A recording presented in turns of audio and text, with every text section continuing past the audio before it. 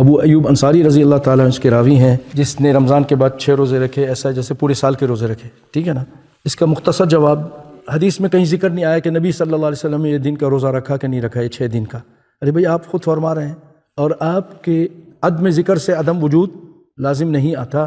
مثلا کسی نے پوچھا کہ اس مسجد کے اندر کیا کیا چیز رکھی ہیں یا کون کون بیٹھے ہیں، تو کہا کہ بھئی زاہد صاحب بیٹھے ہیں، عبدالباسط صاحب بیٹھے ہیں، آفتاب بیٹھے ہیں، اور حسن صاحب بھی بیٹھے ہیں، اور اسماعیل صاحب بھی بیٹھے ہیں، ٹھیک ہے، اور جو ہے قاری صاحب بھی بیٹھے ہیں، قاری ابراہیم عزیز۔ تو اس کا کیا مطلب ہے کہ آپ نہیں بیٹھے ہیں؟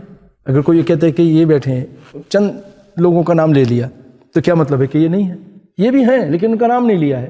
اسی طرح رسول اللہ صلی اللہ علیہ وسلم نے اگر اس کا ذکر نہیں آیا تو اس کا مطلب یہ کہ نہیں، آپ نے نہیں روزہ رکھا۔ جب آپ بیان کر رہے ہیں تو رکھا بھی ہوگا۔